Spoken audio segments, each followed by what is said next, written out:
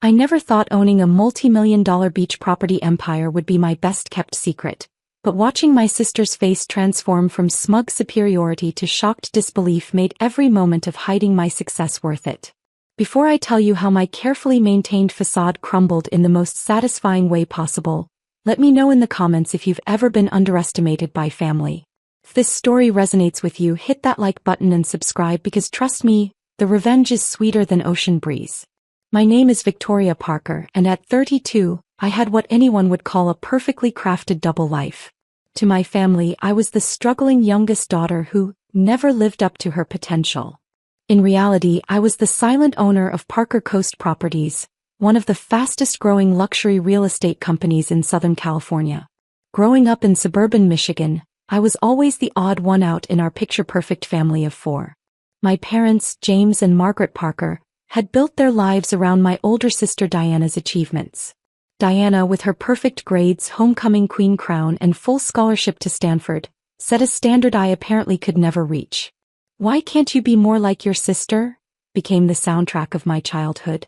While Diana excelled at debate club and student government, I spent hours studying real estate listings and property investment strategies. My father, a high school economics teacher, dismissed my interests as unrealistic dreams. "The real estate market is for people with capital, Victoria," he'd say, barely looking up from Diana's latest academic award. "Focus on something practical." Even my mother, though gentler in her approach, echoed his doubts. "Honey, perhaps you should consider teaching like your father. It's a stable career." The only person who ever encouraged my passion was my grandmother, Elizabeth. During summer visits to her small beach cottage in California, she would sit with me for hours, poring over property listings and teaching me about market trends. "You have an eye for potential, Victoria," she'd say, watching me analyze beachfront developments. "Don't let anyone dim your vision." Those summers with Grandma Elizabeth became my sanctuary and education. In her modest library filled with books on real estate investment and business strategy, I discovered my future.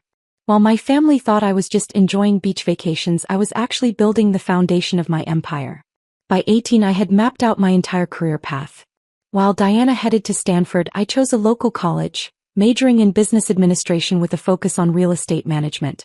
My parents saw it as settling for less. I saw it as strategic positioning. "At least she's going to college," I overheard my mother tell a friend.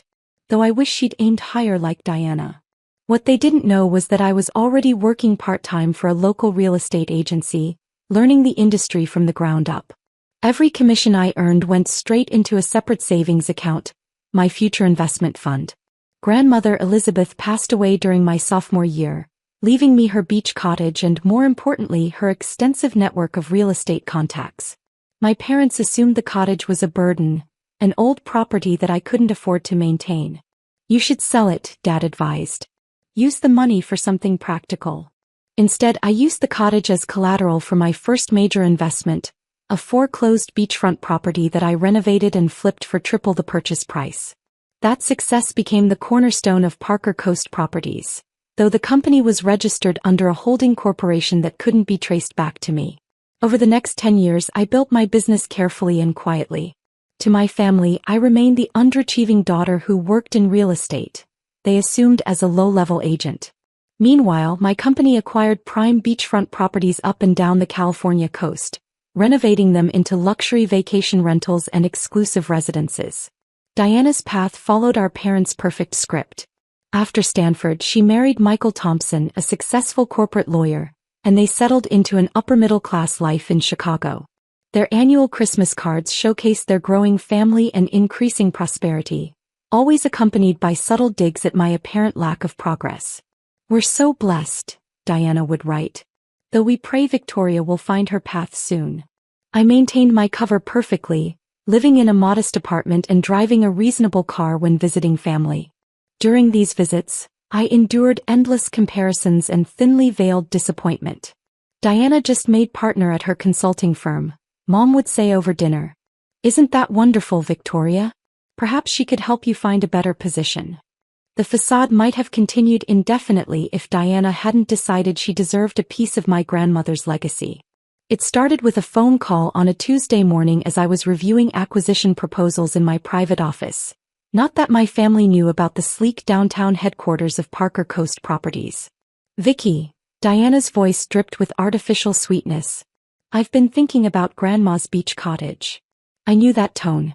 It was the same one she'd used when convincing our parents to give her my college fund because she needed it more. "What about it?" I asked, keeping my voice neutral as I signed off on a $12 million property purchase. "Well, Michael and I want to start taking the kids on regular beach vacations, and that cottage would be perfect. I know you can barely afford the upkeep, so we'd be willing to buy it from you. We'd even let you visit occasionally." The audacity of her assumption made me grip my pen tighter, but I maintained my calm. "The cottage isn't for sale, Diana. Don't be difficult, Vicky. We both know you're struggling. Michael and I would offer a fair price, and you could use the money to finally get your life together." Before I could respond, she continued with what she clearly thought was a generous offer. "We're planning a family vacation next month. Why don't you join us?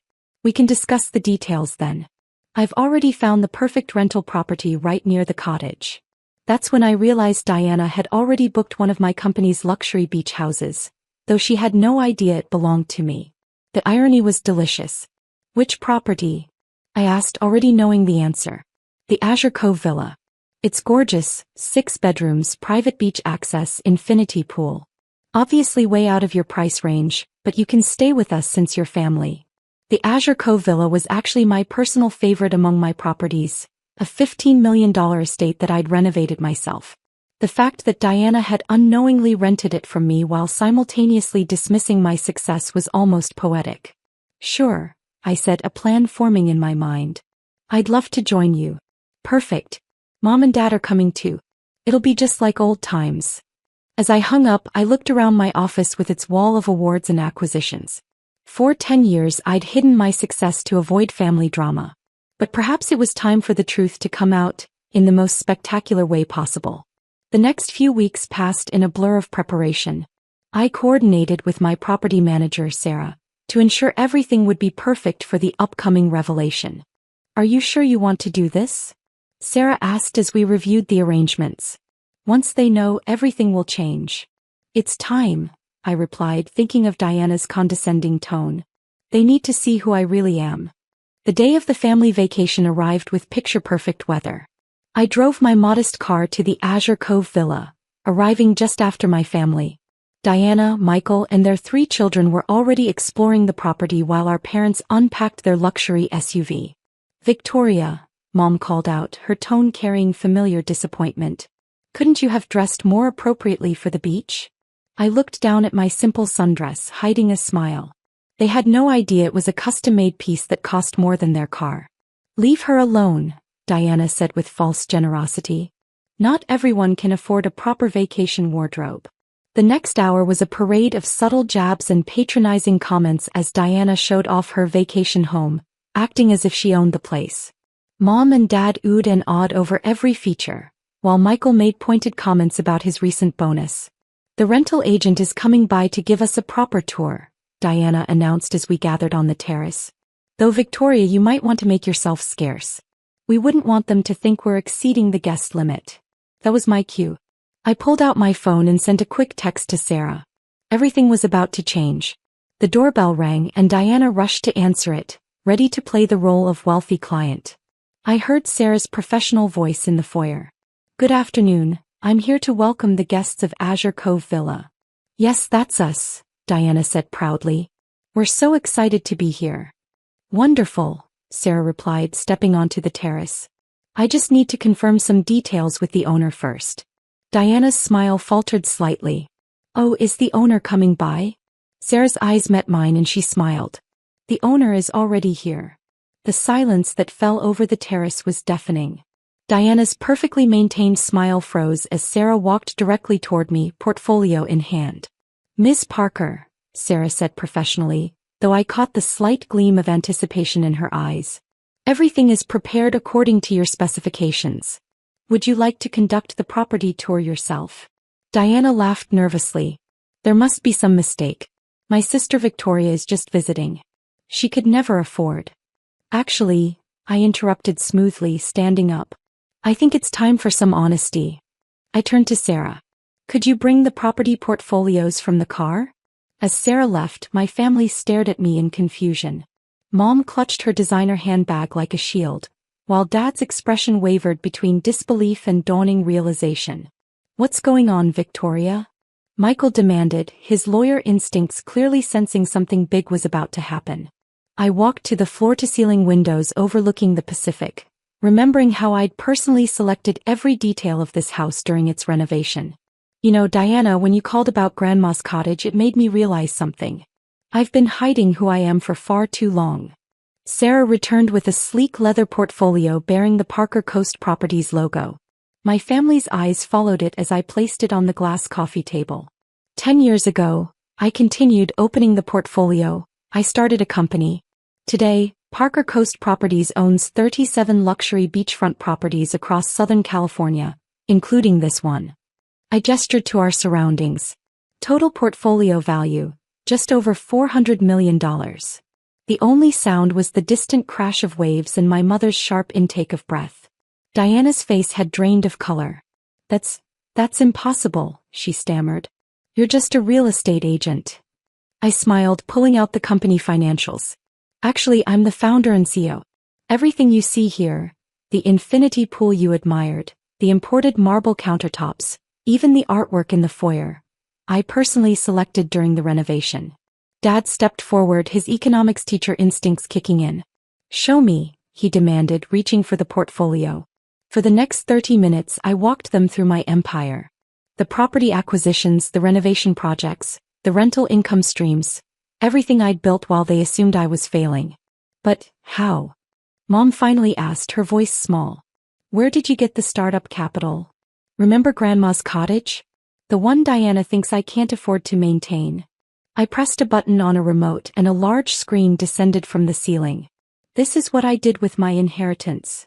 Images appeared showing the transformation of Grandma's modest cottage into a boutique luxury rental property. It generates $40,000 per month in peak season. That was just the beginning. Michael, ever the lawyer, was scrutinizing the financial statements. These profit margins are impressive, he admitted grudgingly. But why keep it secret? I thought back to all the family dinners where they dismissed my career, the Christmas cards full of subtle digs, the constant comparisons to Diana's successful path. At first, it was about proving to myself that I could do it without anyone's help or interference. Then, as the company grew, I realized something. Your underestimation of me was actually an advantage. No one questions the struggling sister. No one looks too closely at her business dealings. It was the perfect cover.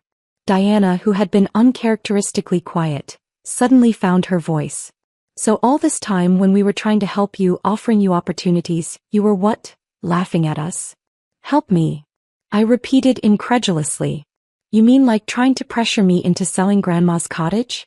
Or suggesting I needed Diana's connections to find a better position? Sarah, who had been quietly observing, chose this moment to interject. Miss Parker, the property tour is scheduled to begin. Should I proceed with the full portfolio presentation? I nodded, watching my family's reactions carefully. Yes, I think it's time they saw everything. What followed was a meticulously planned revelation of my entire real estate empire. Sarah pulled up detailed presentations of each property, including the private beach clubs, the luxury vacation rentals, and the exclusive residential developments. This is our latest acquisition, Sarah explained, displaying images of a stunning cliffside estate. Purchased last month for $28 million. Ms. Parker personally oversees all major property decisions. My parents, who had once dismissed my real estate dreams as unrealistic, sat in stunned silence as the true scope of my success became clear. But your apartment in Michigan, Mom protested weakly. Your old car. A cover, I explained. My real residence is the penthouse in our Newport Beach development. As for cars, I smiled.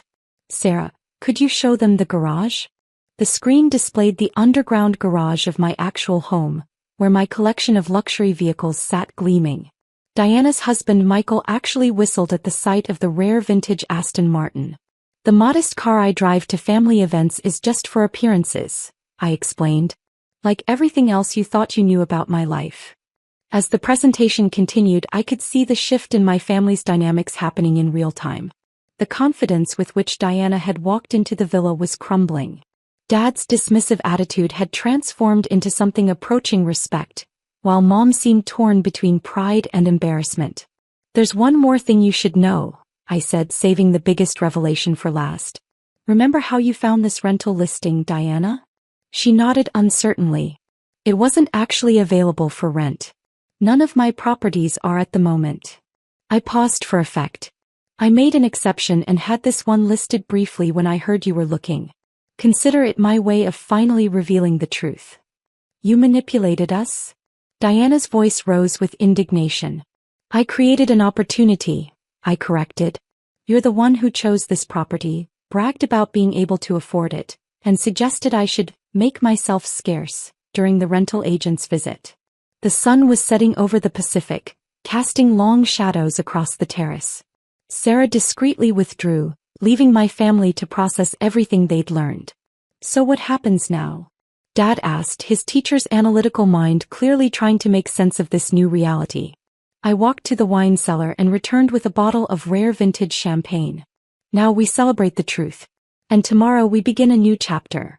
One where you see me for who I really am." As I poured the champagne into crystal flutes, I could feel the weight of 10 years of secrets lifting from my shoulders. The carefully maintained facade had crumbled, but in its place stood something stronger, the truth of my success. "To new beginnings," I proposed, raising my glass. My family raised their glasses automatically, still somewhat shell-shocked. As the expensive champagne sparkled in the fading sunlight, I knew the real test was yet to come. How would they adjust to this new reality?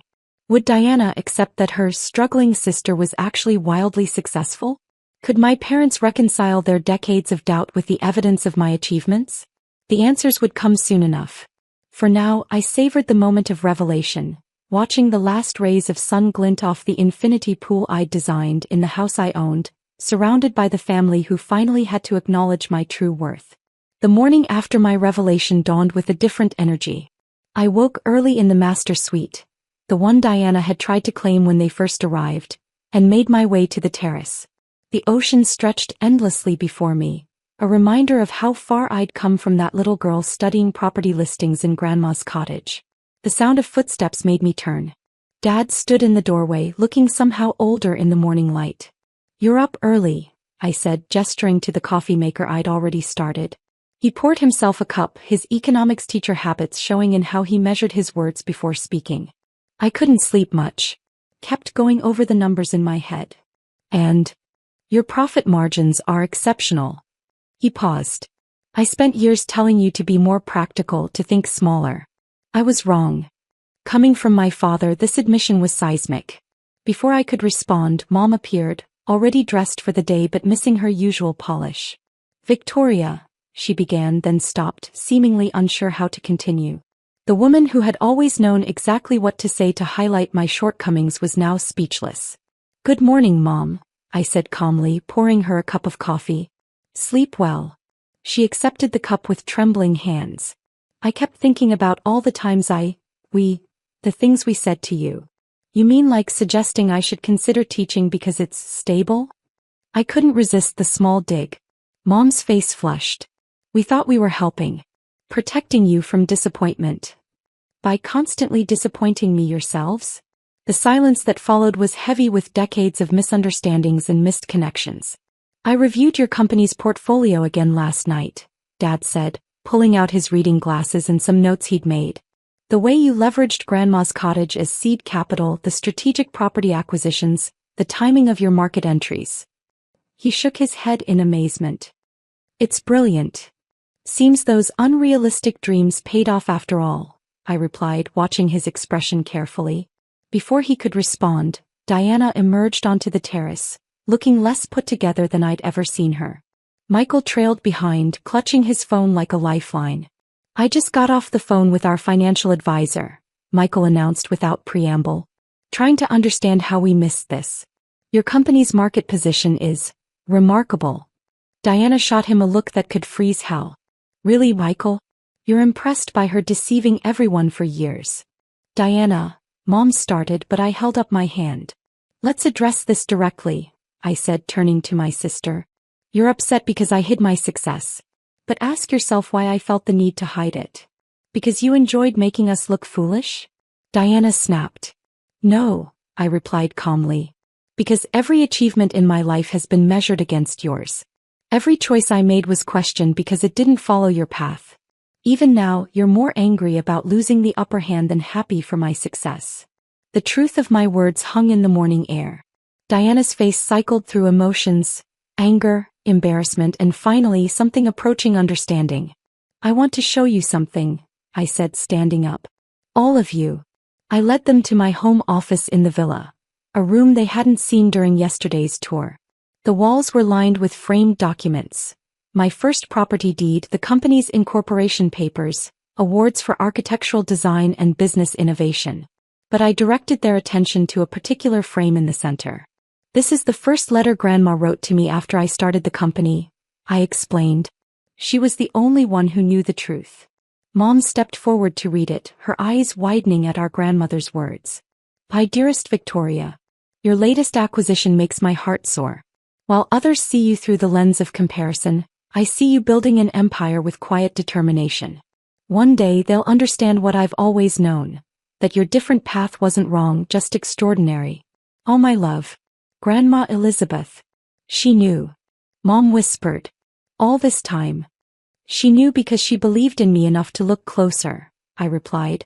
She never needed me to be anyone but myself. Diana had moved to examine the industry awards. The Innovative Developer of the Year award.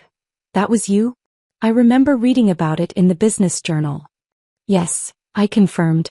That property renovation project you praised last Christmas? The one you told everyone was exactly what that rundown beach area needed? That was mine too. The irony wasn't lost on any of us. Why tell us now? Dad asked. Why not maintain what did you call it? Your cover. I walked to the windows overlooking the coast, my coast in many ways. Because success without authenticity becomes hollow. I'm proud of what I've built. I'm tired of hiding it. And the cottage? Diana asked quietly. I suppose my offer to buy it seems ridiculous now.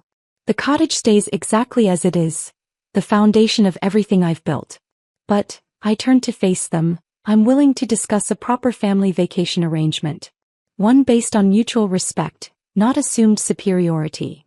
The next few hours were filled with detailed conversations about my business, my life, and the future of our family relationships. Mom cried when I showed her my real home through photos. The penthouse she'd never seen. Dad asked countless questions about my investment strategies, his pride finally outweighing his preconceptions. Michael, ever the pragmatist, proposed potential business collaborations which I politely deflected. Some boundaries were still necessary. As for Diana, the adjustment was more complicated. Years of being the family's measure of success had shaped her identity as much as being the unsuccessful sister had shaped mine. I don't know how to be your sister without being your superior, she admitted during a private moment on the beach that afternoon. Try being my equal, I suggested. It's more interesting than looking down on people. By the time the sun set on our second day at Azure Cove Villa, the initial shock had evolved into something more nuanced. Mom and Dad were wrestling with their regret while trying to express their pride. Diana was quietly reevaluating our entire relationship. Michael was still making notes about my business model. As we gathered for dinner, catered by my private chef, another revelation that delighted Mom and annoyed Diana, I raised my glass for a toast. To family, I said, and to seeing people as they are, not as we assume them to be. The echo of "to family" around the table carried different weights for each person. For Mom and Dad it was tinged with remorse and hope. For Diana, it was a reluctant acknowledgement of a new reality. For me it was liberation. Later that night, as the family settled into their rooms, I returned to the terrace. Sarah had stopped by with some company documents needing my attention. Actual work didn't stop for family revelations. "How are you feeling?" she asked as I signed the papers. Relief? Regret? I considered the question, looking out at my carefully built world that was no longer a secret. Authentic. Finally. And your family? They're adjusting. It's not perfect, but it's real. That's worth more than any property in our portfolio. As Sarah left, I received a text from Diana. Can't sleep. Too many thoughts. Coffee tomorrow? Just us. I smiled, typing back, yes. I know a great little beach cafe. I own it. The response came quickly, of course you do. Show off. It wasn't quite an apology, but it was a start. A new chapter where success didn't have to be hidden and family relationships could be rebuilt on a foundation of truth rather than assumptions. Looking out at the moonlit ocean, I thought about Grandma Elizabeth and how she'd encouraged me to follow my own path. She'd known that sometimes the greatest success isn't just in achieving your dreams, but in finally being able to share them. If you've ever been underestimated, dismissed, or pushed to hide your light, remember this. Success doesn't need to follow someone else's path. Your journey might be different, might need to be hidden for a while, but when the time comes to reveal your truth, make it count. Have you ever had to hide your success from family? Or felt the need to downplay your achievements to keep the peace? Share your story in the comments below. And if this journey of hidden success and sweet revelation resonated with you, don't forget to like and subscribe for more stories about triumph over underestimation. Remember, sometimes the greatest power lies not in proving others wrong, but in finally letting them see exactly who you are.